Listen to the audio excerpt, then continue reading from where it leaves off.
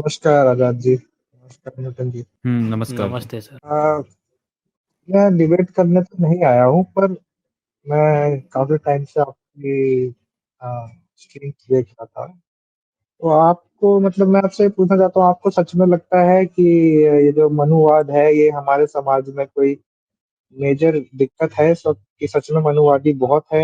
ये फ्रिंज तो हमेशा रहेगा ना।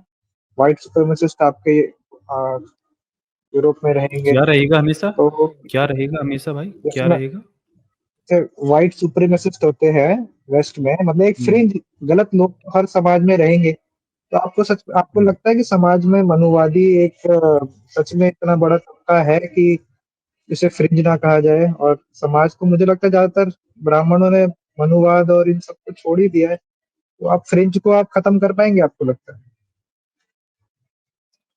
तो आपको क्या लगता है कि जो चीज़ें गलत हैं समाज के अंदर, वो उनके लिए ख़त्म करने के लिए प्रयास नहीं किए किए जाने चाहिए? आपका आपका प्रयास सराहनीय है, पर मैं कह रहा हूँ कि एक तरह का फ्रिंज जो है वो एक छोटा सा तबका हमेशा ही, एक पागल लोग तो हमेशा समाज में रहेंगे ही। तो पर इसमें मुझे एक लगता है छोटा-सा तबका नहीं है ना, ये आपको तो जो पूरे भारत के अंदर जातिवाद फैला हुआ है ना। और एक तबका आप क्या, एक व्यक्ति के साथ भी गलत हो रहा है, तो उसके लिए भी उसको ख़त्म करने के लिए प्रयास किए जाने चाहिए। और ये तो जरूर इतनी बड़ी करना चाहिए, समस्या है मैं भारत तो के कहता अंदर। हूँ। मैं जितना अभी अपना भारत का समाज आज का देख पा रहा हूँ, जो जो थोड़े से प्रोग्रेसिव हो गए, हल्के से भी हो गए, जो भी थोड़ा सा पढ़ गया है, जो भी थोड़ा सा सब अकल आ गई है, मुझे तो लगता है तो बेवकूफी बेवकूफी होगा कोई जो मनोवादी बचेगा। मेरे हिसाब से मतलब ये क्या दिक्कत बात तो कर ये रहे हो? है, ये मतलब तो आप अज्ञान आपके और कहने का मतलब ये है कि भारत के अंदर अभी लोग बदल गए हैं, लोग पढ़ लिख गए हैं, तो लोगों के अंदर से जातिवाद चला गया, ये कहने का मतलब है आपका? जहाँ जहाँ जो लोग मैटर ये करते हैं, मुझे फ्रिंज लगता है एलिमेंट कैसे है? मैं वहां से ये चला गया है। इस चीज़ को मैं नहीं समझ पा रहा हूँ। देखिए फ्रिंज एलिमेंट का मतलब ये होता है कि वो जो है अल्पसंख्यक में है, पर हमको एडमिनिस्ट्रेशन में चीज़ दिखती नहीं है। चलिए मैं आपको कुछ डेटाज़ मैं आपको दिखाता हूँ। ये 1 मिनट का समय दीजिए, डेटा मैं अभी खोलता हूँ मैं। हाँ, ये मुझे मिल गया, ये देखिए।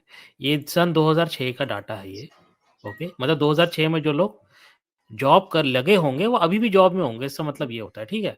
ये किताब आप देख लीजिए, बाबा साहेब डॉक्टर अम्बेडकर की सांस्कृतिक देन और इसके जो राइटर है वो है डॉक्टर अग्निलाल, ओके? तो ये यहाँ पर डेटा देते हैं, देखिए। अनुसूचित जातियों के आरक्षण की स्थिति के जानने के लिए माननीय विधायक मुंशीलाल गौतम द्वारा वर्ष 2006 में उत्तर प्रदेश विधानसभा में पूछे गए प्रश्न के उत्तर में प्राप्त आरक्षण संबंधी आंकड़े और भी अधिक चौंकाने वाले हैं। यहाँ उसके केवल उत्तर प्रदेश के विश्वविद्यालयों में रीडर और लेक्चरर, क्रमशः उपाचार्य और प्रवक्ता के पदों पर पूरित आरक्षण को दर्शाना ही पर्याप्त होगा। तो यहाँ पर प्रश्न होता है विधानसभा में, तो उसके उत्तर में हमको रिजर्वेशन के बारे में पता चलता है। अभी देखिएगा, देखिए। विश्वविद्यालय का नाम, ये रीडर है, भरे गए पदों की संख्या, अनुसूचित जाति, ठीक है? ये देखिए, महात्मा गांधी काशी विद्यापीठ वाराणसी, तो रीडर 3 है, लेक्चरर 123 है। भरे गए पदों की संख्या 18, रीडर के 3 है और ये 18 पद भर दिए हैं, लेक्चरर के 99, अनुसूचित जाति जनजाति शिक्षकों की संख्या 0 और लेक्चरर में 1, यानी रीडर में 1 भी नहीं है और लेक्चरर में 1 है, वो भी एससी-एसटी दोनों को मिलाकर। ऐसा नहीं कि एससी और एसटी का अलग-अलग कॉलम बनाया गया है। एससी और एसटी को मिलाकर सिर्फ एक जो व्यक्ति है वो लेक्चरर है, महात्मा गांधी काशी विद्यापीठ में, ठीक है? उसके बाद संपूर्णानंद संस्कृत विश्वविद्यालय वाराणसी में आज 1 भी नहीं है, 0 है और रीडर जो है 9 पद है, उसमें 4 पद भरे गए हैं और एससी-एसटी का 1 भी पद भरा नहीं गया है। रिजर्वेशन होने के बावजूद नहीं भरा गया है, ठीक है? डॉक्टर अंबेडकर विश्वविद्यालय आगरा, रीडर है 21, लेक्चरर है 17, पदों की संख्या जो भरी गई है वो है 8 और ये 52। अनुसूचित जाति जनजातीय शिक्षकों की संख्या 0 है और यहाँ पर 2 है, मतलब लेक्चर में 2 लोग को लिया गया है। ठीक है, अब भाई 70 पोस्ट यहाँ पर है, 21 पोस्ट यहाँ पर है, तो भाई रिजर्वेशन के अनुपात में तो भरना पड़ेगा ना आपको। 2.86%, अ, 0, है ना? जी अब आगे जी जी। देखिए, दीनदयाल उपाध्याय, ये देखिए पूरे कॉलेज है, इसमें आप कहीं भी आप देख लीजिए, कहीं भी आपको 2% 3% से ज़्यादा, बस एक जगह पे ये है, आपका विश्वविद्यालय जौनपुर, यहाँ 12% है बस, और फैज़ाबाद में 11% है। बाकी सब जगह आपको 2, 3, 4% ही दिख रहा है। आप पॉज़ करके पढ़ लीजिएगा, समझ ज़्यादा हो जाएगा करके, मैं आपको नहीं बता रहा हूँ, पॉज़ करके आप देख लीजिएगा, ठीक है? ये देखिए, उपर्युक्त तालिका को देखने से स्पष्ट होता है कि उत्तर प्रदेश के किसी भी विश्वविद्यालय में अनुसूचित जातियों का शिक्षक मंडल में आरक्षण कोटा पूरा नहीं है और यह औसतन 1.5% से अधिक नहीं है। प्रोफ़ेसर पद पर तो हालत और भी बदतर होगी। तो भाई, आप जो कह रहे हैं फ्रिंज एलिमेंट, हमको ये साफ-साफ नज़र आ रहा है कि फ्रिंज एलिमेंट नहीं है। जो मानसिकता है वो प्रॉपर फ़ॉलो किया जाता है। मैं आपको एक और चीज़ मैं आपको दिखाता हूँ इसी बात पे। क्या थी वो नाम? मैं एक बात बोलना 1 मिनट रुक चाहूँगा। दीजिए मैं आपको। जी, बताएँ। अ, ये आप जो आंकड़े दिखा रहे हैं मैं समझ गया। हमें भी दिखता है ये समझ में कि हुँ, लेवल पे प्रशासनिक लेवल पे उच्च जाति के लोग ही आपको ज़्यादातर दिखेंगे। यहाँ पे मैं एक बात बोलूँगा और आप बुरा मत मानिएगा। देखिए हम हुँ, दुनिया भर की बात कर रहा हूँ यहाँ पे कि कुछ-कुछ समाज होते हैं, कुछ फैमिलीज़ होती हैं, कुछ कल्चर एक फैमिली कल्चर टाइप होता है। तो जैसे आप देखें मुसलमानों में हुँ, अहमदी हो गए, ज जिनकी फैमिलीज़ में ही पढ़ाई-लिखाई का माहौल अच्छा रहता है। आप विदेशों में देखें तो यहूदी हुँ, आपको दिखेंगे, वो पढ़ाई-लिखाई में उनका कल्चर बहुत स्ट्रॉन्ग है, उनकी फैमिली स्ट्रक्चर की वजह से भी फ़ायदा होता है उनको। और आप नोबेल हुँ, प्राइज़ देख लेंगे तो वहाँ पे भी आपको दिखेगा कि यहूदी आगे है। तो वहाँ पे तो कोई जातिवाद नहीं है, पर फैमिली कल्चर हो जाता है, पढ़ाई का हुँ, एक कह लीजिए वो कल्चर। हुँ। तो आपको लगता है कि इन स्टेट्स में ये पढ़ाई का कल्चर जो ब्राह्मणों में या ऊँची जातियों में रहा है शुरू से, इस ये भी एक फैक्टर होगा? 3rd डिवीज़न आपको पता है कैसे आया था भारत में? जी नहीं, आप बताएँ प्लीज़? भारत में 3rd डिवीज़न चलता है, आपको पता ही होगा 33%। हाँ जी, हाँ जी। कैसे आया था आपको पता है? जी नहीं, इसका हिस्ट्री मुझे नहीं। क्या लगता है आपको कोई एससी-एसटी का बच्चा फेल हुआ होगा 3rd डिवीज़न से तो आया होगा, आपको क्या लगता है? एक अंदाज़ा? मतलब आप जो कह रहे हैं, मुझे मैं तो उसी धार लगता पे कह है रहा हूँ। भई हाँ, आपने हाँ। कहा कि भई एक ऐसा परिवार है, एक ऐसा मतलब एक ऐसी फैमिली होती है जिसमें पहले से पढ़ने-लिखने का उनको अभ्यास होता है, तो वो हमेशा हर क्षेत्र में आगे रहती है। तो हमारे देश में 3rd डिवीज़न चलता है। तो 3rd डिवीज़न किसकी वजह से आया होगा, आपको क्या लगता है? जी, अभी तो बिल्कुल आइडिया नहीं है, अगर मैं एकदम हवा में तीर मारूँ तो अंधेरे में तो ये बोलूँगा कि बहुत से समाज में ऐसा रहा होगा, बहुत फेल हो रहे होंगे तो पास करने के लिए थर्ड डिवीज़न बनाया गया होगा। नहीं, कौन से समाज पासिंग में? रेट भई कौन से बढ़ाने के समाज लिए देखिए, अभी तो शायद आपने ये बताया। ये अरे मुझे नहीं महाराज, पता, अभी तो मैं आपने आप कहा ना मुझसे जैसे यहूदियों में अंदाज़ा पढ़ने-लिखने वाले लोग लगाने होते को हैं, बोल रहे हैं। मुसलमानों में पढ़ने-लिखने वाले लोग होते हैं। अरे महाराज, तो पंत जी मैं आप ही की बातों को लेकर चल रहा हूँ। जैसे आपने बताया कि भई मैंने आपको डाटा दिखा था, उसमें डाटा के आपने ये आर्गुमेंट दिया कि कुछ ऐसी फैमिलीज़ होती हैं, जी। कुछ ऐसे वर्ग होते हैं, जैसे पढ़ाई-लिखाई जो होती है बहुत अच्छी होती है। मैं आपकी बात को मान लिया। अब मैं आपको कह रहा हूँ कि भई भारत में 3rd डिवीज़न का कॉन्सेप्ट है। तो आपको क्या लगता है 3rd डिवीज़न का कॉन्सेप्ट कैसे आया होगा भारत में? किसकी वजह से आया होगा? जो कम मैं पढ़ते-लिखते वही होंगे कह रहा उन्हीं हूँ की वजह मुझे से नहीं आया होगा ना? प हाँ, ऑब्वियस मैं सी तो बात है। अगर आइडिया लगाना होगा तो इसलिए मैं अब बोलूँगा। कम पढ़ने-लिखने वाले लोग कौन-सा वर्ग से होंगे, आपका कोई अंदाज़ा? जो सामाजिक आर्थिक रूप से नीचे नहीं जिनको अंदाज़ा च रखा गया है, वो होंगे नहीं हाँ, नहीं चलिए पता मैं मुझे, आपको आप दिखा बताएँ देता हूँ, आपको प्लीज़ नहीं मेरे को पता है। कोई इश्यू नहीं है, देखिए, ज्ञानवर्धन दीजिए। कोई दिक्कत नहीं, देखिए। भारत, बांग्लादेश और पाकिस्तान के अलावा दुनिया के किसी देश में शिक्षा व्यवस्था में तृतीय श्रेणी नहीं होती। सवर्णों की अयोग्यता के कारण भारत में तृतीय श्रेणी का जन्म हुआ। सन 1856 में मद्रास मेडिकल कॉलेज व अन्य कॉलेज में इंटरमीडिएट परीक्षा में सारे छात्र फेल हो गए। उस समय न्यूनतम 40% मार्क्स थे। यह भी उल्लेखनीय है कि उस समय एक भी एससी-एसटी छात्र को पढ़ने नहीं दिया जाता था। सवर्ण पेरेंट्स ने अब अंग्रेजों के हाथ जोड़े कि यदि मेरिट को गिराकर 33 अंक की तृतीय श्रेणी बना दी जाए, तो हमारे अयोग्य छात्र भी पास हो सकते हैं। इसी तरह 1901 की कलकत्ता बोर्ड की मैट्रिक परीक्षा में यदि पास होने के लिए 40% अंक से घटाकर 33% अंक न किए जाते, तो 1400 सवर्ण छात्र फेल हो जाते। सन 1922 से 27 की एमबीबीएस और इंजीनियरिंग परीक्षा में सवर्ण छात्रों का फेल प्रतिशत क्रमशः 47 व 34% था। तो भाई ये है आपके जो परिवार होते हैं, जो पढ़ते लिखते हैं, उनका हाल। देखिए यहाँ चलिए मैं तो आपको आप एक और डाटा कंपैरिजन दिखाता हूँ। नहीं कर सकते ना, ये डेटा में दोनों नहीं थे साथ में। आप उस ज़माने का और इस ज़माने का कंपेयर करेंगे जब मैं एक और दिखाता हूँ, वो सही नहीं है। इसी ज़माने का आपको दिखाऊँगा। ये एक और दिखा रहा है। ये देखिए, ये डाटा हमने बहुत बार दिखाया है। ये देखिए, ये एमपीपीएससी का रिज़ल्ट है, ठीक है?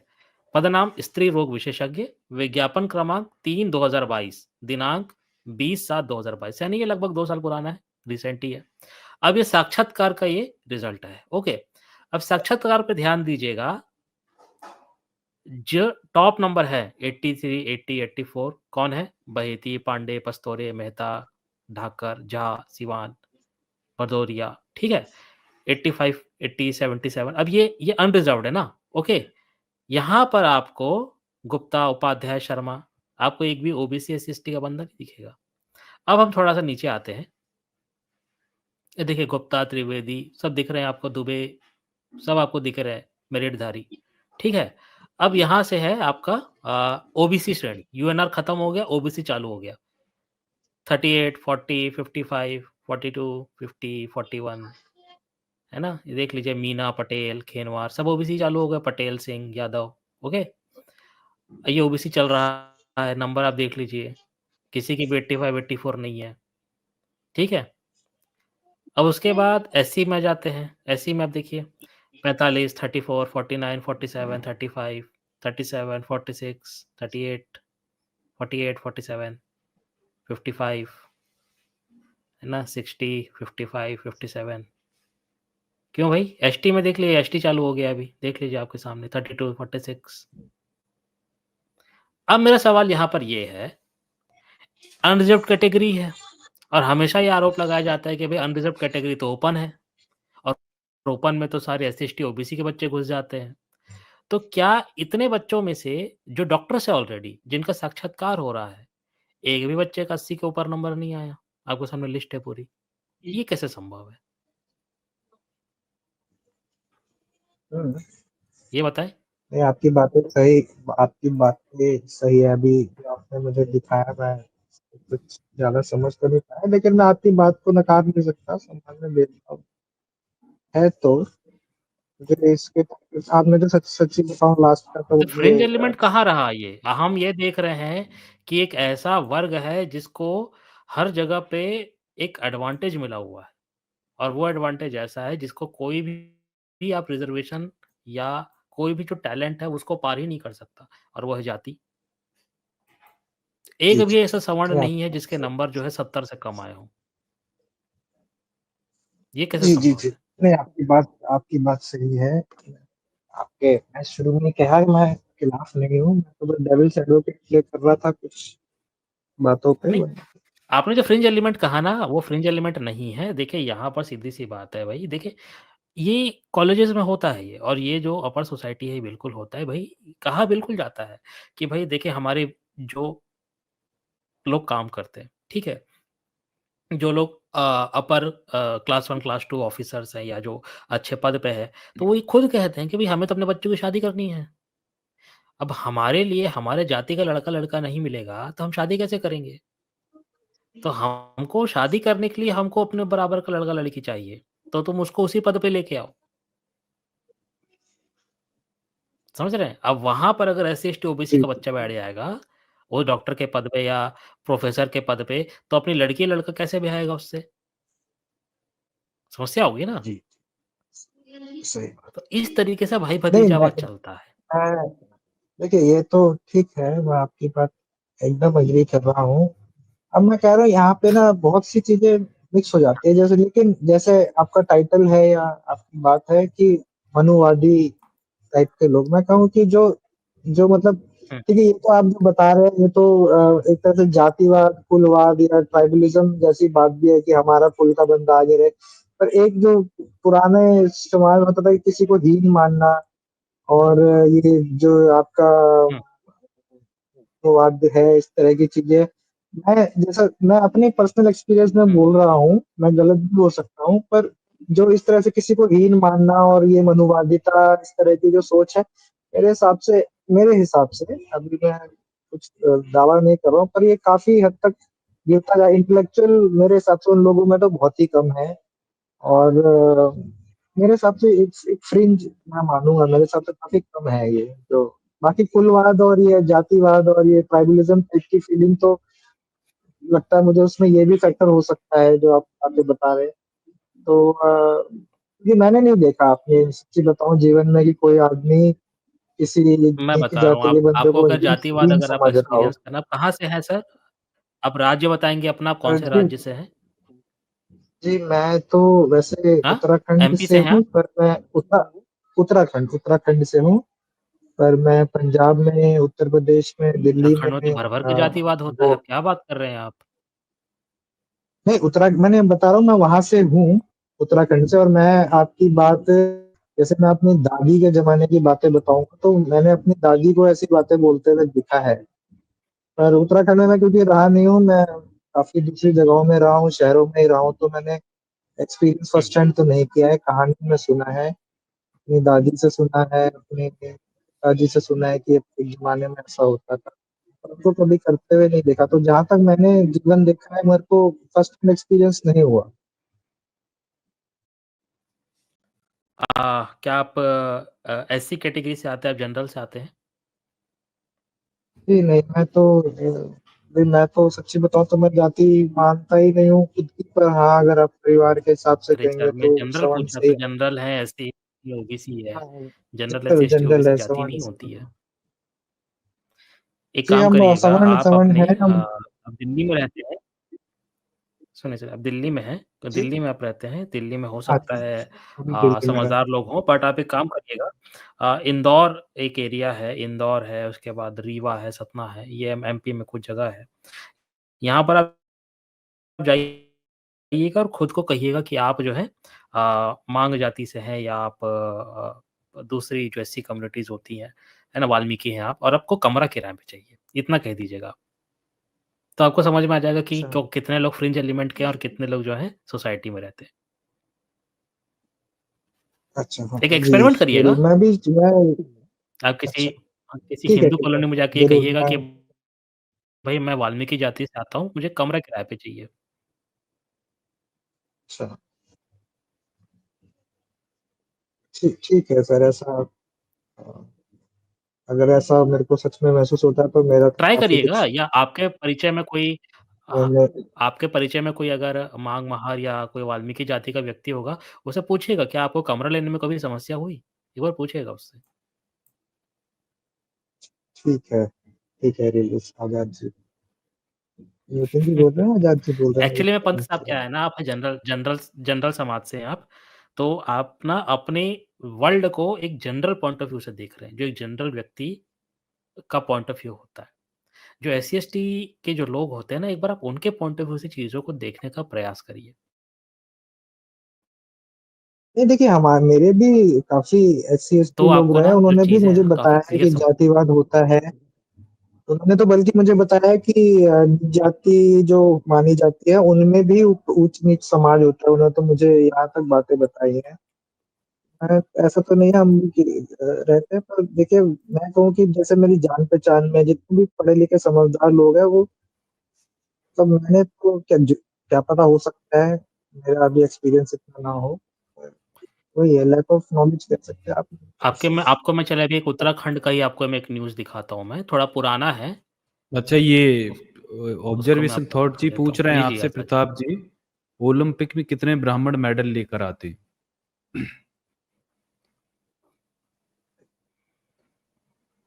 ये सवाल क्या मतलब समझ नहीं आया। ये पूछ रहे हैं कि ओलंपिक में कितने ब्राह्मण मेडल लेकर आते हैं, इनका ये कहना है। इसमें समझने ना समझने की मतलब ऐसा क्या है जो समझ नहीं आ रहा आपको? नहीं मतलब ये टॉपिक्स में क्या है, मतलब मुझे इसमें समझ नहीं आया है। इसमें ब्राह्मण लेके आते हैं क्यों पूछना चाहते हैं? इसमें जातिवाद का क्या? नहीं, वो मेरिट की बात वही करते हैं ना सबसे ज्यादा, जो ब्राह्मणवादी लोग होते हैं। अच्छा सबसे अच्छा ज्यादा अच्छा अच्छा जाति अच्छा बात तो अच्छा शुरुआत तो वहीं से होती है ना, मेरिट की, मेरिटोक्रेसी की बात वो करते हैं। तो उनका अच्छा पूछना अच्छा ये अच्छा है अच्छा कितने नहीं, ब्राह्मण है अच्छा जो अच्छा। मेरिट दिखाते हैं और जो मेडल लेके आ रहे हैं नहीं नहीं, ओलंपिक्स मैं में। तो ये नहीं कह रहा था। मैं तो ऐसे तो आप कहेंगे कि ठीक है, वो तो ओवरऑल हमारा पूरा भारत ही इस मामले में बहुत गया बीता है, हमारा पूरा समाज ही फेल है ओलंपिक्स के अरे मामले में, ऐसे तो कैसे इसमें तो पूरा कोई भारत काम गया नहीं है। बीता है भाई। भारत में प्रतिभाओं की कमी नहीं है बस, लेकिन जो असल में नहीं, मैं मेहनती कह रहा लोग हूँ हैं, उनको आगे ओलंपिक्स के बढ़ने के मामले में मौका तो नहीं कोई भी मिलते। नहीं है ना। हाँ, तो मौका तो सभी आप को कह दें इक्वल क्रिकेट मिलेगा तो टीम में बिल्कुल सारे आगे ऐसा लगभग नहीं बढ़ेंगे, है लेकिन ब्राह्मण शर्मा। ऐसा नहीं है यार। देखिए, मौका मिलेंगे तो आगे क्रिकेट टीम में सारे लोग क्यों सवर्ण नहीं दिख आगे। जाते हैं आपको, फिर उससे आप नहीं कह सकते ना। अरे भाई, मौके मिलेंगे तो इतना बड़ा देश है, एक से एक प्रतिभाएं बाहर निकल कर आएंगी वही, किसी भी फील्ड में। जरूर जहां जरूर हमारे अभी देश में। चाइना जी चाइना देखो, चाइना कहाँ से कहाँ पहुंच गया यार। लास्ट जी जी स्ट्रीम जी, में ही बात तो सही अमित है सर दिखा आपकी। रहे थे कि जो लेकिन मैं कह रहा ओलंपिक मेडल का तो ऐसा है कि देश में पूरा इंफ्रास्ट्रक्चर सब कुछ ही बर्बाद है, तो यहाँ तो किसी को भी तो वही तो बोलना। मेरिटोक्रेसी की रोना रोने वाले लोग कितना मेरिट दिखा लेते हैं वहां पर, इनकी कहाँ जाती है फिर। नहीं, मेरिटोक्रेसी की बात नहीं कर रहा था, मैं तो बस ये कह रहा था कि देखिए पढ़ाई लिखाई का जो एक माहौल होता है, वो कभी कभार एक बहुत कल्चरल मैटर भी करता है, और ये अच्छी बात नहीं है। मेरे को लगता है इको चैम्बर्स बन जाते हैं ऐसा होने से। तो मैंने तो तो आपको दिखा पढ़ाई दिया ना वढ़ाई उसी कल्चर ने तो 3rd डिवीज़न दिया इस देश को, ये तो मैंने आपको दिखाया ना आपको। बिल्कुल। देखिए उस वो जो आपने मुझे दिखाया ना, उससे मैं कन्विंस सच बताऊं तो नहीं हुआ हूँ, क्योंकि वो देखिए उस वक्त आप अंग्रेजों नेट का में आप मीडियम उसको था खुद खोज हमारे लीजिएगा ना सर, देखें, मैंने आपको कुछ नहीं गलत नहीं सर, मैं दिखाया है उस तो आप बात की अगली बार गलत ऑथेंटिसिटी मत को डाउट, रखिए। ऑथेंटिसिटी उस बात की उसकी बात को मैं आपको डिनाई नहीं कर रहा हूँ। मैं कह रहा हूँ उस वक्त आप मुझे खुद डेटा दिखा रहे हैं, आप कह रहे हैं कि सवर्णों के लिए किया गया, और आप खुद ही कह रहे हैं वहां पे सिर्फ सवर्ण थे, तो मतलब वहां पे सबके लिए ही किया गया ना उस वक्त, तो एक तरह से तो उसमें तो आप ये नहीं कह सकते कि सवर्णों के लिए किया गया। हाँ, वहां तो पे उस मौका ही समय उनको मिला। 1856 में देखें, अंबेडकर जी ने डाटा दिया है साइमन कमीशन के सामने कि सन 18 आई थिंक 60s तक एक भी नहीं पाठशाला देखिए सर, अछूतों के लिए नहीं थी, और नहीं सन सर, वो बात 1882 आपकी तक एकदम भी सही डाटा है। उन्होंने दिया है, कितने स्कूल में कितने लोग हैं, ये कहाँ कितने पढ़ते हैं, उन्होंने सब दिखाया है। ये मैंने पिछली स्ट्रिप में दिखाया था। नहीं नहीं सर, मैं आपकी बात समझ गया, पर मैं कहता हूँ अगर सभी बच्चे फेल हो रहे हैं कहीं पे, तो वहां तो शिक्षकों का या शिक्षा व्यवस्था के ऊपर सवाल ज्यादा खड़ा हो जाता है। तो यहाँ तो सब जब सभी के साथ ऐसी बुरी हालत हो रही है, तो वहां लगता है मुझे आपको वहां पे जाति सूचक बात बोलना सेंस नहीं बनता था, क्योंकि वहां पे सभी के साथ ऐसा था। तो आपने कहा कि जो आपका 3rd नहीं डिवीजन तो है आपको वो क्या लगता है सवर्णों जो के लाया बच्चे गया, फेल तो हुए वो थे उस पॉइंट सही समय, नहीं है। उसमें कितने परसेंट, वो जो बच्चे फेल हुए थे उस टाइम पे जब 3rd डिवीजन आई, तो उसमें से कितने परसेंट जो होंगे वो जो सवर्ण होंगे यानी ब्राह्मण क्षत्रिय वैश्य होंगे, कितने बच्चे जो होंगे वो हाँ, SC ST OBC sir community मैं से मान होंगे? लेता हूँ। आपको क्या लगता है? आप 1901 की बात कर रहे हैं, जिस जब का शायद आपने 1901 लिखा था उस पेपर पे, हाँ, तो 1900 उस का वक्त डाटा तो भी मैं दिखाया कह मैंने, रहा हाँ। हूँ। जी जी जी, तो आपने जो डेटा दिखाया था, तो उसमें तो ऑब्वियस बात है कि सभी सवर्ण ही रहे होंगे ज्यादातर, क्योंकि उस वक्त तो मौका मिला ही नहीं होगा किसी और जाति को ऊपर आने के लिए। पर मैं कह रहा हूँ अगर किसी जगह पे ज्यादातर लोग फेल कर रहे हैं, तो वो शिक्षा व्यवस्था, मीडियम ऑफ एजुकेशन और ये भी मैटर करेगा। यहाँ पे आपका पॉइंट करना है कि ये सवर्णों की वजह से 3rd डिवीजन आया, ये आप मुझे लगता है ये थोड़ा जाति सूचक बात हो गई। यहाँ पे कोई जाति से मतलब नहीं बनता था, जहां तक मेरे को इससे मतलब था। मैं सेंस बना रहा हूँ इस बात का। मतलब वो जो तो यहाँ के जो इससे लोग थे ये उनको नहीं, ये इंग्लिश नहीं समझ में प्रूव नहीं आती होता थी, कि ब्राह्मण थे। नहीं। मैं मेरा पॉइंट ये था कि जो ब्राह्मण ब्राह्मण मान लीजिए या सवर्ण मान लीजिए, इनमें काफी ऐसे परिवार होते हैं जहाँ पे पढ़ाई को बहुत ज्यादा, और एक भी पढ़ाई में भी कल्चर हो जाता है, मतलब फैमिली टू फैमिली, अगर आपके माता पिता शिक्षित हैं तो आपके शिक्षित होने के चांस बहुत बढ़ जाते हैं। इस वजह से मैं कोई ये नहीं कहता प्रतिभा की कमी है और ब्राह्मणों में कुछ खास प्रतिभा है, मैं कहता एक हूँ ये भी एक फैक्टर हो जाता है। एक बहुत ही पहुंचे हुए एक हमारे वो हुए हैं, व्यक्ति हुए हैं काफी पढ़ाई लिखाई होने की, उनका नाम है छोटेलाल शर्मा। ठीक है, वो गौड़ ब्राह्मण थे और शायद हिंदू परिषद के वो सदस्य भी थे, इंक्वायरर थे। तो अपनी किताब जाति निर्णय में लिखते हैं कि सन 1901 में जनगणना हुई। अब उस टाइम पे जाति का जनगणना होती थी। तो अपनी किताब जाति अन्वेषण में लिखते हैं कि ये बड़े दुःख की बात है कि सन 1901 में जाति जनगणना होती है और हमने ये पाया कि भई हमारे 90% जो ब्राह्मण हैं वो अनपढ़ हैं। जी। तो आप तो अभी कह रहे थे कि भई कि परिवारों में तो कल्चर होता है पढ़ने का। देखिए, नहीं मैं रिलेटिव टर्म्स में बात कर रहा हूँ आपसे। हमारे यहाँ बहुत गरीब ब्राह्मण भी हैं। ब्राह्मणों देखिए, आप जब 10% की बात कर रहे हैं कि उस वक़्त 10% अगर ब्राह्मण पढ़े-लिखे थे, तो पूरे देश का कंपैरिज़न करेंगे तो उसके मुकाबले भी थोड़ा आगे रहे होंगे ब्राह्मण। वो मैं तो अरे भई कोई क्यों नहीं प्रतिभा की आगे? बात नहीं बात कर रहा यहाँ है पे। अरे भाई प्रताप प्रतिभा भाई, की बात आपको नहीं कर कुछ रहा नहीं हूँ, मैं पता मौके यार। की बात कर थोड़ा रहा हूँ। आगे क्या यार, पूरे राइट्स उन्होंने ले रखे थे, सारी चीजें उनकी कंट्रोल में थी। धर्म ग्रंथों को पढ़ो और थोड़ा इतिहास को पढ़ो भाई, आपको तब पता चलेगा। आप अभी यहाँ पर खाली यदि हवा आपने हवाई पढ़ा नहीं है बातों कर कुछ। रहे हैं। हुँ। अभी आपने सिर्फ आप जो वाटर वाटर पे चल रहे हैं मतलब ना। न्यूटन जी, असल में ये है ना कि जैसे कुएं के मेंढक को सिर्फ कुएं के पानी के बारे में पता होता है ना, उसको समंदर और नदी तो उसने कभी नदी समंदर तो देखा ही नहीं। तो इसीलिए मतलब पहले आप बाहर निकलिए उससे और पूरे हिस्ट्री को पढ़िए आप अपनी ग्रंथों को पढ़िए, आपको पता चलेगा असल में जो बातें आप कर रहे हैं ना वो कितनी बेसलेस है। नहीं, आजाद जी, न्यूटन जी, आप जो धर्म ग्रंथों की बात कर रहे हैं, आप ही के सुन के मेरे को पता चला है कि ये, आप क्योंकि धार्मिक मैं हो? तो गीता को बहुत महान, प्रताप नहीं पंत? नहीं नहीं नहीं नहीं, अच्छा, मैं जी नहीं, आध्यात्मिक हूँ, धार्मिक नहीं हूँ। और ये आध्यात्मिक गीता मतलब का किस चीज में भरोसा है? अध्यात्म पे आपको भरोसा है? क्या सिखाता है अध्यात्म? अध्यात्म तो देखिए पर्सनल बात हो जाएगी। अब मैं इस पर्सनली डिबेट बात को कर लेते हैं ना भाई, पर्सनल बात कर लेते हैं। चलो बताओ अध्यात्म क्या है, समझाइए हमें। मैं नहीं जानता क्या होता है अध्यात्म। अध्यात्म क्या होता है। एक्सप्लेन कीजिए चलिए। देखिए, अध्यात्म जो है मेरे हिसाब से, जो मैं मेरी पर्सनल है तो मेरे हिसाब से ही होगा। तो जो अध्यात्म है वो ह्यूमन कंडीशन को एक्सप्लेन करता है।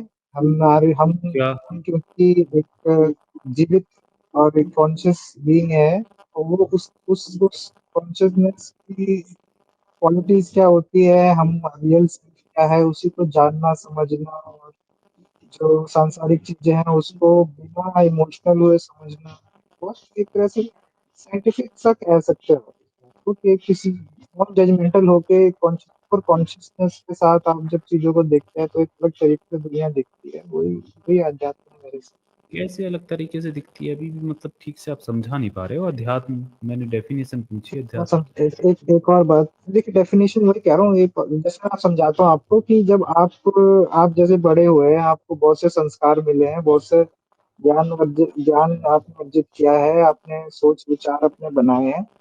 तो जब हम हम्म। आध्यात्म की बात करते हैं तो हम उन सब विचारों को, अपने सारे प्री कंसीव नोशंस को, अपने सारे ऐसी जो सोच है जो कि हमारे सच को देखने में हमारा सच धुंधला करती है, तो उन सब विचारों को हम हल्के-हल्के से उसको छोड़ते हैं और फिर एक रियल पिक्चर दिखती है, क्योंकि उसको फेड करने के लिए हमारी पर्सनैलिटी उस सत्य को फेड नहीं करती उस वक़्त। तो क्या है, हमको ज़्यादा क्लियर चीज़ें दिखती हैं उस वक़्त। हम पर्सनल डिसीज़न्स के बारे में ही बात कर रहा हूँ मैं, या फिर दुनिया के बारे में भी जब आप सोचते हो तो एक बहुत ही आप अनबायस्ड होके सोचते हो, बेटर डिसीजंस और बेटर सोच आती है आपके दिमाग में। मेरे लिए पर्सनली यही है अध्यात्म। जब आप और हाँ, नहीं, इसमें एक पर्सनली आपको कैसे? ईश्वर मतलब तत्व आपके लिए पर्सनल कैसे हो? पर्सनल, देखिए मैं जो मैं पर्सनल मतलब, देखिए एक तो अध्यात्म का मैंने आपको ये बात बताई, और एक और बात है अध्यात्म की, जब अच्छा, मैं ईश्वर को अध्यात्म वाले मानता हूँ। देखिए, अध्यात्म वाले हाँ लोग हैं जी, वो आत्मा में भी विश्वास करते हैं, परमात्मा में भी विश्वास करते हैं, तो आप भी करते होंगे। जी, जी, जी। तो आपको लगता हाँ, है मैं आत्मा होती है? देखिए, अब यही वो शब्दों की बात है। आप आत्मा से क्या मतलब लेते हैं तो मैं डिफाइन कर पाऊँगा कि हाँ, मैं उसको मानता हूँ कि नहीं मानता। नहीं, आप बताइए आप आत्मा क्या से मतलब आपका लेते हैं क्या आत्मा मतलब है? से? आप क्या मतलब लेते हैं आत्मा से या परमात्मा से, बताइए। देखिए, परमात्मा से तो देखिए मैं आत्मा तो से, पहले आत्मा से बताइए, परमात्मा छोड़िए, पहले आत्मा से बताइए। ठीक है, आत्मा से मेरा मतलब है जो मेरा मेरी जो बुद्धि है, और जो हम्म। लेकिन मैं सुपरनैचुरल नहीं मानता हूँ आत्मा को, मैं सिर्फ कॉन्शियसनेस ही बोल, आप सिंपलेस्ट वर्ड्स में बोल दीजिए, मेरे कॉन्शियस तत्व जो मेरे शरीर का है उसको मैं आत्मा कहता हूँ। क्या है कॉन्शियस तत्व आपके शरीर का? कॉन्शियस तत्व जो कि आप मतलब अभी साइंटिफिकली प्रूव बता नहीं सकते क्या है वो, एक एक जो दृष्टा फिर है आत्मा जो सब कैसे? देख रहा है, फिर आत्मा जो कैसे भाई? दृष्टा है जो मेरे, देखिए जो नहीं, जब आप मैं वही एक्सप्लेन नहीं कर पा रहे हैं फिर आत्मा क्या, किस चीज को फिर आत्मा बोल कैसे रहे? मतलब कॉन्शियसनेस को कैसे आत्मा शब्द कह बोल रहे हो लीजिए, मैं जब आप एक्सप्लेन कॉन्शियसनेस नहीं को कर सकते? आत्मा कहता हूँ, आप ये कह सकते हैं। अरे तो मैं अपनी एक्सप्लेन तो करना कॉन्शियसनेस पड़ेगा को ना मेरे आत्मा, भाई। देखो, अगर आप किसी चीज का क्लेम कर रहे हो तो एटलीस्ट उसके बारे में पता तो होना चाहिए, वरना आपसे बड़ा बेवकूफ कोई नहीं है। आप जिस चीज को नहीं नहीं मान रहे हैं, नहीं, अगर कोई हाँ आपसे जी, सवाल पूछ ठीक रहे हैं, आप जवाब बात नहीं दे है। पा रहे हैं, तो नहीं, मैं बताएं ना जवाब भाई। दे रहा हूँ, आप फिर से क्या है एक आत्मा? बार आत्मा को एक्सप्लेन फिर करें से भाई, समझा आत्मा देता को हूँ। एक्सप्लेन करेंगे। हाँ, मैं देखिए, समझाओ ना, आत्मा को समझाइए। आत्मा कोई शरीर से बाहर की चीज नहीं है।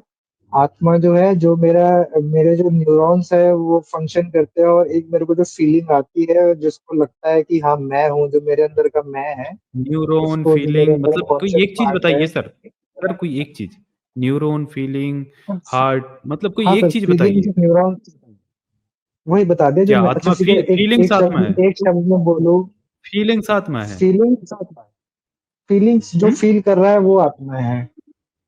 मतलब कैसी फीलिंग्स? फीलिंग्स भी कई तरीके की होती हैं भाई। फीलिंग्स, अगर हर मैं आपको फीलिंग, थप्पड़, सुख दुख जो भी, सब जो चीज एक्सपीरियंस कर रही है ना, ये सारी चीजें, वो आत्मा है।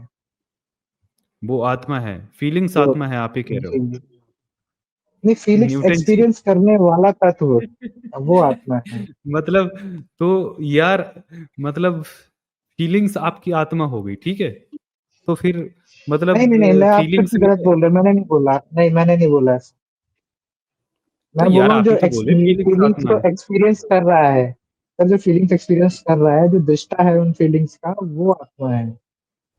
मतलब फीलिंग्स दृष्टा, मतलब सर जो ये जिस क्या चीज, जिस मतलब जिस कितने कंफ्यूज हो यार भाई। सर सर जिस ब्लैक बोर्ड पे आपकी फीलिंग्स बन रही है, ड्रॉ हो रही है, वो ब्लैक बोर्ड आत्मा है। ब्लैक बोर्ड पे कैसे फीलिंग्स ड्रॉ हो रही भाई? ये कहाँ से आ गया अभी ब्लैक देखिए, बोर्ड यार बीच में? अब वही देखिए, देखिए अब वही है, मैं यहाँ पे जो बात कर रहा हूँ वही आप भी समझ रहे हैं, पर नहीं नहीं वही है यार, ना, इसको मैं कैसे समझ रहा हूँ प्रूव भाई? तुम होने वाली समझा ही बातें नहीं रहे हो, नहीं मैं है। कैसे समझ रहा हूँ? ये झूठ मत बोलो, मैं समझ सर नहीं रहा भाई आपकी बात ना। फिर समझाओ से यार, समझा देता हूँ आपको, मतलब पहले फिर से बताओ ना, समझा आत्मा देता ये हूँ। फीलिंग्स कैसे है? आत्मा फीलिंग्स कैसे है भाई? नहीं सर, मैंने, आप फिर से तीसरी बार आप मेरे को ये बात मेरे मुंह में डाल रहे हैं कि फीलिंग्स आत्मा है, मैंने ऐसा कहा ही नहीं एक भी बार। तो यार फिर मैंने क्या कह कब, रहे हो मैं अभी तब क्यों से प्रूव यार? फिर करूँ? रिवाइट करके सुन लो यार, आपको मैंने अभी आप कहा बोले कि सर, आत्मा। नहीं वो, आप रिवाइंड कर लेंगे तो आपको वही शब्द सुनाई देंगे, मैंने कहा था कि जो फीलिंग्स चलो फिर फील से कर बताओ। रहा है वो आत्मा है। मतलब जैसे मैं कुछ फील कर रहा हूँ, मेरे को लग रही है सर्दी, हाँ या है ना, हाँ, तो मैं तो वो सर्दी मैं महसूस कर रहा आत्मा हूँ, है। सर्दी फील कर रहा हूँ, तो मैं हाँ वो आत्मा है? मैं, वो मैं मतलब आत्मा है, हाँ। मैं आत्मा हूँ, मैं आत्मा बोल रहा हूँ। वो आपके शरीर का हिस्सा है जो एक्सपीरियंसेस लेता है ना, सर्दी गर्मी खुशी दुख, वो आत्मा है। कौन लेता है भाई? पूरे शरीर को लगती है सर्दी गर्मी, चोट लगे तो हाँ हाँ, दर्द। आपके शरीर पे जरूर जरूर वो सब आपके पूरे शरीर को फील होता है, पर जो आखिर में जो नोट होता है ना, जो जहाँ पे नोट कहाँ होता है? नोट कहाँ होता है भाई? कौन सा नोट होता वही है? आत्मा 500 में का होता कि है। 100 का होता है यही या बात सर 500 का आपने नोट? यहीं पे हमारी आप और मैं बात हमारी कट जाएगी, आप जो मानते हैं मैं मानते हैं, यहाँ पे अलग हो जाता है। आप नहीं मानेंगे कि कहीं पे अरे नोट यार, होता अभी है। आत्मा को तो एक्सप्लेन करें ना मेरे भाई, अभी आप बता ही नहीं पा रहे हो सर आप आत्मा कहाँ कैसे रहती है। नहीं नहीं, मैंने कब कब नहीं एक्सप्लेन किया सर। आत्मा जो है आपके न्यूरॉन्स का है दिमाग में, और बाकी शरीर में जो सारा न्यूरॉन्स है, और जो एक मतलब कह लीजिए सर, न्यूरॉन्स आत्मा साइंस है? भी इस चीज का। न्यूरॉन्स नहीं नहीं आत्मा नहीं है? नहीं नहीं। तो आप सर, आप जानबूझ के मुझे, मतलब आप कुछ इसमें से ऐसी बातें पकड़ना चाहते हैं यार आप जिसका आप अपना मजाक उड़ा आर्ग्यूमेंट रहे हैं। को, अब यार अपने आर्ग्यूमेंट को यार आप एक्सप्लेन नहीं कर सर पा रहे हो, न्यूरॉन्स, बताओ। अच्छा ठीक है सर, आपने कहा न्यूरॉन्स आत्मा है, इतनी देर बात करके आपको सच में लगता है मैंने ये कहा होगा कि न्यूरॉन्स आत्मा है? तो अरे आप मैं तो बिना बात आपसे बात पूछ रहा पकड़ हूँ रहे हैं यार, मुझसे। मैं तो आपसे पूछ रहा मैंने हूँ, आप बता तो एक्सप्लेन दिया ही नहीं सर। कर पा रहे हो। कभी आप कह रहे हो फीलिंग्स आत्मा है, कभी कह रहे हो आप मैं नहीं आत्मा है, सर, कभी कह रहे हो आप कुछ आत्मा है। यार मतलब बताओ ना क्या जब है आत्मा? फीलिंग्स सर देखो देखो, फीलिंग्स आत्मा है मैंने नहीं कहा, आपने चौथी वैसे बार मेरे आत्मा का को काम क्या है? चलो डाल ये रहे हैं। बताओ, आत्मा का काम क्या है? आत्मा का काम क्या है? सर आत्मा का, अच्छा एक पत्थर का क्या काम होता है? अगर कोई चीज होती है ना, हर चीज का कोई काम थोड़ी होता है। अब काम मतलब किसके लिए आत्मा का करेगा? कोई काम है नहीं एक, है? आत्मा का कोई काम नहीं नहीं है? नहीं सर, आत्मा सिर्फ दिखता है, सर उसका कुछ काम नहीं है, वो सिर्फ देखता है और एक्सपीरियंस करता है, कोई काम नहीं करता आत्मा। जब बैठा काम है, नहीं ईश्वर करता का ही तत्व है आत्मा। है, ईश्वर कोई का ही काम तत्व नहीं है आत्मा। नहीं, कुछ काम अब नहीं ईश्वर करती का, सर आत्मा। आत्मा, आत्मा सिर्फ तो फिर देखती है। कहाँ बैठ के देखती है ये आत्मा? सर कहाँ बैठ के, कोई फिजिकल चीज नहीं है ना आत्मा, सर इसलिए वो कहीं एक जगह तो कहना यार मुश्किल है फिजिकल उसका चीज वो। नहीं है तो फिर, फिजिकल चीज नहीं है फिर आपने नॉन फिजिकल चीज के बारे में पता कैसे किया? बताओ ना। आप तो फिजिकल हो। हाँ हाँ। हाँ, तो आप बताओ कैसे आपने कैसे नॉन कैसे फिजिकल चीज को किया? कैसे पता किया? हाँ, कैसे पता किया नॉन सर फिजिकल चीज को? सर, खुशी खुशी और गम जो होते हैं वो नॉन फिजिकल चीजें है ना, पर होते हैं, आप भी मानेंगे। नहीं, पर खुशी तो आप महसूस कर सकते हैं ना, खुशी को तो। तो ऐसे ही आत्मा जो है वो फिजिकली महसूस करने देखिए, वाली है। अब फिजिक जो भी फिजिकल इंसान है, कोई भी इंसान, मैं हूँ, आप हो, अगर आप खुश हो तो आपके चेहरे से खुशी दिखेगी, आप मुस्कुरा रहे होंगे, है ना, आप झूम रहे हाँ होंगे, अलग अलग प्रकार की जी जी खुशी होती है। अगर आप किसी जी के जी शादी में तो नाच भी रहे होंगे, तो वो खुशी तो दिखती है जी। क्या यार? आप किसी में खुश हो, आप किसी नहीं किसी सर, नहीं खुशी नहीं दिखती सर। आप जो देखने की बातें बता रहे हो, जो हंसी दिख रही है, जो उसका नृत्य आपको दिख रहा है, वो खुशी नहीं है, वो खुशी की अभिव्यक्ति अरे आपको दिख रही है। खुशी अरे आत्मा के इसको अंदर हो रही है। आप अभिव्यक्ति आत्मा देख का सकते हो, आप मैं खुशी नहीं देख सकते। फिर मैं ये पूछ रहा हूँ आपसे, कहाँ रहती है आत्मा मेरे भाई? तो दिमाग में ही रहती है, जहाँ पे जो दिमाग आपका में कौन सी दिमाग है जगह वहीं रहती कहीं चलती है। है? दिमाग में कहाँ रहती है? ओवरऑल सर, खुशी दिमाग में कहाँ रहती है? कोई एक जगह है? खुशी, ये खुशी कौन है भाई? गर्लफ्रेंड क्या आपकी? खुशी, हैप्पीनेस, हैप्पीनेस नहीं सर, गर्लफ्रेंड नहीं, अच्छा, खुशी हैप्पीनेस अच्छा, को हिंदी में हैप्पीनेस है। कहते हैं। अच्छा, हिंदी में कहते हैं। कहाँ रहती है ये खुशी? जहाँ, सर दिमाग में जहाँ खुशी रहती है ना, वही आत्मा रहती है, समझ लो। दिमाग में कहाँ रहती है खुशी? बताओ ना, पार्ट्स बताओ। पूरे दिमाग में रहती है, कोई पार्ट में नहीं रहती ना, वैसे ही है। पूरे दिमाग में यार कोई तो वो स्थान होगा। सर दिमाग का काम ही सोचना है, तो उस पूरे पूरे, और आप लीवर को भी हिस्सा थोड़ी कर देंगे कि हार्ट का काम पंप करना है। अब मैं कोई डॉक्टर तो हूँ नहीं। जो न्यूरोलॉजिस्ट है, जो ब्रेन साइंटिस्ट है, वो शायद बता देंगे कि आप कहाँ पे कॉन्शियस पार्ट ज्यादा एक्टिव रहता है। तो अब फिर मैं आप तो नहीं कैसे जानता कैसे मानते हो? ना। बताओ ना, जैसे मैं ब्रेन की महसूस भी तो महसूस करता कितने सारे पार्ट होते हैं ना यार। कहाँ रहती है? ब्रेन स्टेम में रहती है? हैं? कहाँ रहती है भाई? कि हूँ कि फ्रंटल लॉब आत्मा में रहती है? कहाँ रहती है? बताओ ना कहीं कुछ। या उस हाइपोथैलेमस में रहती है? या हाइपोथैलेमस सेरिबेलम तो में रहती सोचने है? का काम नहीं कहाँ रहती करता है? कुछ तो शायद। बताइए ना। हम्म हाइपोथैलेमस में तो नहीं सोचता। सर ओवरऑल न्यूरॉन्स में जो सोच चलती है, वहीं कहीं से आत्मा भी चलो प्रकट अमित होती सर है, आ आप गए, ऐसा चलो कह अमित सर सकते हो। बात करेंगे यार, आत्मा, अमित सर को बताइए आप। हाँ भाई, जय भीम। तो आप जितने पैनल पे हैं और जितने देख रहे जय हैं भीम, सभी को जय भीम, नमस्कार, जय भीम। जय भीम। हाँ आजाद, आप जय करो ना भीम बात, सर। मैं सुन रहा हूँ। बढ़िया बात कर हाँ रहे हो, भाई, करो ना, इनके आप करो। इनको इनकी आत्मा को आप पकड़िए यार, मैं तो नहीं पकड़ने नहीं में नहीं, आप नाकाम हूँ कंटिन्यू भाई। करो ना। हाँ, बताओ ना प्रताप भाई, आप आत्मा को बता ही नहीं पा रहे हो यार इतनी देर से, कहाँ रहती है? तो मैं तो अपनी तरफ से पूरी कोशिश कर रहा हूँ बताने की, पर अब तो वही है। बताइए वैसे ना यार, एक एक ब्रेन की एक एक छोटा सा हाँ, पॉइंटर डाल देता हूँ। खुशी एक इमोशन होती है भाई वैसे, जी हाँ। जी हाँ, यही कहा मैंने भी। विच इज अ बाय मैं भी प्रोडक्ट यही ऑफ कह रहा हूँ। The chemical reactions that are going in our brain. एक नॉट इमोशन है जस्ट वो। Chemical, electric also. हाँ, इलेक्ट्रोकेमिकल रिएक्शन, जी जी। तो वो आत्मा है। नहीं नहीं, उस वो देखिए, खुशी आप कहते हैं, खुशी हुई, खुशी किसको हुई? और दुख क्या किसने है? एक्सपीरियंस करी खुशी? दुख भी वही है जो खुशी है। किसने एक्सपीरियंस की? आपके ब्रेन ने एक्सपीरियंस करी। हाँ, तो अब ब्रेन में एक्सपीरियंस कैसे हुई सर? सिर्फ एक न्यूरॉन ने करी, आपके दो न्यूरॉन ने आपके करी, या ओवरऑल आपके किसने जो, करी? हाँ, जो ब्रेन का न्यूरल नेटवर्क है उसने करी। अभी आपने खुद ही जी बताया, इलेक्ट्रोकेमिकल जी जी जी उसने करी। जी। जी क्या, कहाँ है फिर आत्मा? तो वो जो इलेक्ट्रोकेमिकल जो प्रोसेस जो चल रहा है वो है आत्मा। देखिए, द फैक्ट कि वो electrochemical process is aware, is conscious, वो जो चीज है वो आत्मा है उसके अंदर। नहीं नहीं, कॉन्शियसनेस ये नहीं होती भाई। कॉन्शियसनेस एक बायोलॉजिकल फीचर होता है ब्रेन का, जो कि एक लिविंग ऑर्गेनिज्म में होता है, ठीक है। तो कॉन्शियसनेस जी, को तो थोड़ा आप, सही से डिफाइन करो, आप कुछ भी आप बोले जा रहे हो। नहीं नहीं नहीं सर, मैं वही मैं कहीं आपसे डिसएग्री नहीं कर रहा हूँ इस मामले में। मैं कहता आत्मा हूँ आप जो कैसे कह आई रहे हो, और उसका नाम आपने आत्मा ही क्यों दिया, ये पहले बता दो आप। वो संस्कृत में आत्मा तो ही आपने आत्म कैसे नाम दे दी? आत्म सर, आत्म का मतलब होता है आत्मा यानी खुद खुद। मैं। मैं। खुद मैं, हाँ। हाँ, मैं मैं। तो जब आप सो जाते हो तब ये कहाँ जाती है? तो सर ये एक स्लीपिंग स्टेट में चली जाती है। अच्छा, ये सोती भी है, ये उठती। अच्छा, जब आप पॉटी करने जाते हो तब जरूर कहाँ जरूर जाती है? जरूर। तो वो पॉटी वो, करना एक्सपीरियंस कर रही होती है। अच्छा, तो ये जी। है आत्मा। जी। और जब ये मर जाते हो तो वो भी मर जाती है।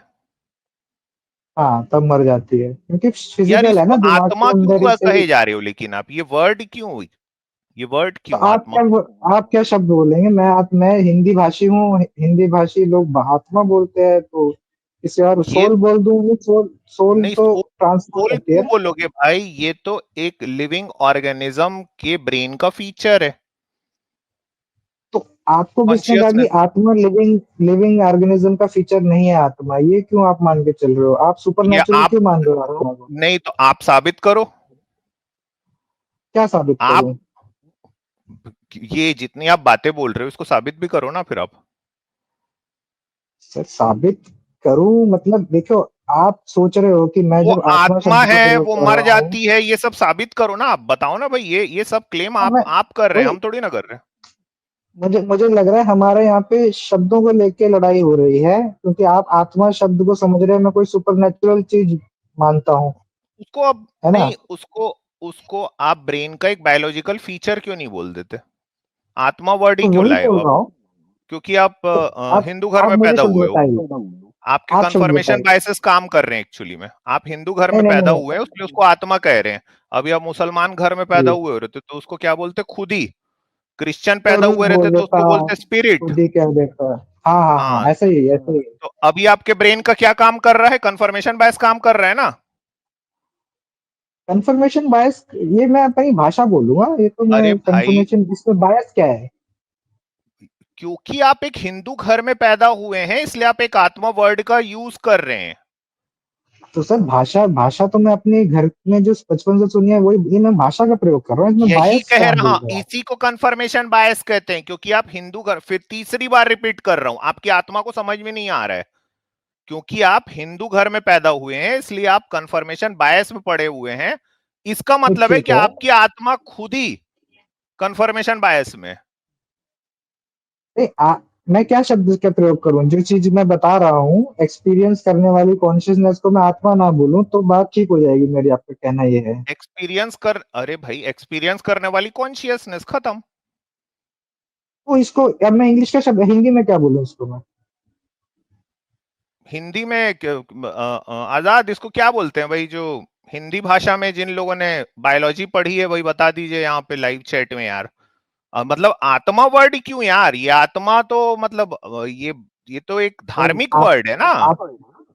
आपका बायस नहीं हो सकता? आप इसको धार्मिक शब्द बोल रहे हो, क्या ये शब्द वो सिर्फ आप धर्म की यूज किताबों कर में रहे, ही लिखा अरे गया है? यार हद है। मतलब अगर आप एक शब्द को यूज करो भगवान, जो कि एक्चुअली में एक धार्मिक वर्ड है, और मैं बोल दूं तो फिर ये मेरा बायस हो गया। जबकि आत्मा एक धार्मिक वर्ड है। कृष्ण गीता में चिल्ला चिल्ला के आत्मा के बारे में बोले हैं। ये देखिए, मोनो सर बोल दिए चेतना।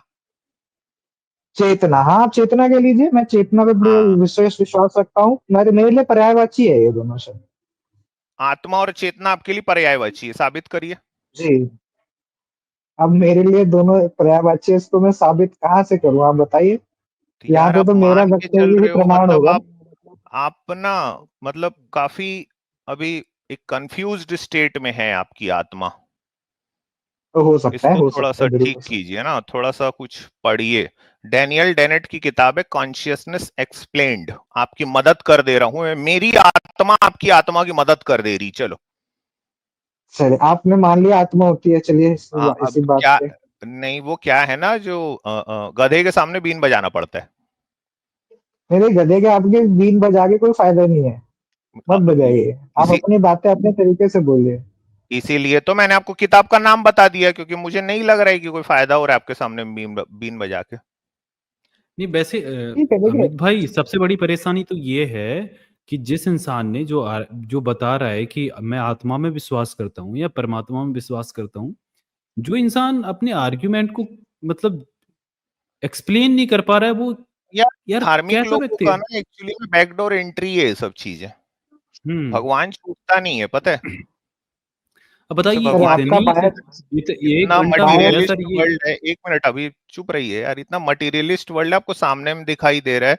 फिजिक्स ने आपकी दुनिया भरी की चीजें जो आपको सामने की दुनिया है उसको एक्सप्लेन कर दिया है। बायोलॉजी कोई पढ़ेंगे आपको समझ में आएगी चीजें, सब पता है, लेकिन हमको इनको वर्ड यूज करना है आत्मा। क्यों? क्योंकि ये हिंदू घर में पैदा हो गए हैं। इसके पहले भी मैं सुन रहा था, ये तो पूरी जो एक सवर्णवादी मानसिकता है ना, उसका परिचय इन्होंने तो कंप्लीटली दिया ही है। मैंने पूरी बात इनकी सुनी है। देखिए सर, आप कहाँ से कहाँ ले जा रहे हैं। आप इससे मेरी सवर्णवादी मानसिकता। ये मेरी ये मेरी मर्जी है भाई। यहाँ पे आपका ब्राह्मणवाद नहीं चलेगा कि मैं कहां से कहां बात को ले जाऊं ना ले जाऊं। आप ये डिक्टेट नहीं कर पाओगे। ठीक है, चलिए जाइए। आत्मा कल सुबह आपकी पॉटी करेगी। किताब का नाम मैंने आपको बता दिया है, वहां जाके पढ़िए उसको।